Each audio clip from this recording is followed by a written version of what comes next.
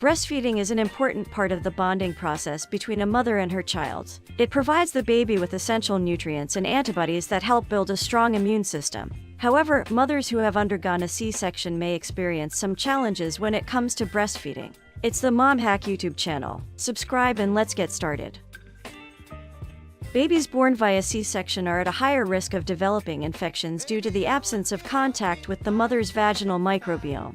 Breast milk can help compensate for this lack of exposure. Also, breastfeeding triggers the release of oxytocin, a hormone that helps reduce stress and anxiety. This can help lower the risk of postpartum depression, which is more common among mothers who have undergone a C-section. And also, breastfeeding releases hormones that help the uterus contract, which can help with postpartum bleeding and speed up recovery.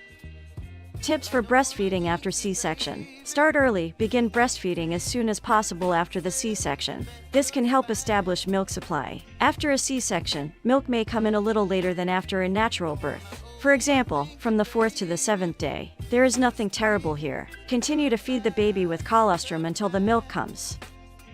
If your baby is separated, if your baby can't nurse right away, you can still get your milk ready for them. The hospital staff can show you how to squeeze out your milk by hand and give you a breast pump if you need one. Start squeezing out your milk by hand within an hour or two after giving birth. Do this for the first 2 days instead of using the pump. This way, you can make enough milk for your baby, keep your breasts from getting too full and painful, and save the first milk, colostrum, and the next milk for your baby when they are ready to eat. After 2 days, you can use the pump often to get more milk for your baby.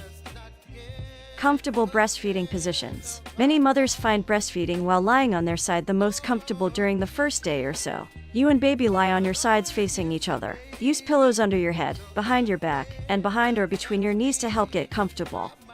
Another position that mothers find comfortable to use after a cesarean birth is called the underarm, football, or clutch hold. Tuck baby's body along your side under your arm. Support baby's head with your palm on baby's upper back, thumb behind one ear, and index and other fingers behind the other ear.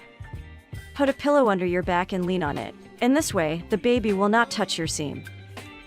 Stay hydrated. Drink plenty of water and fluids to stay hydrated, which is important for milk production. You must drink water. This increases the amount of milk.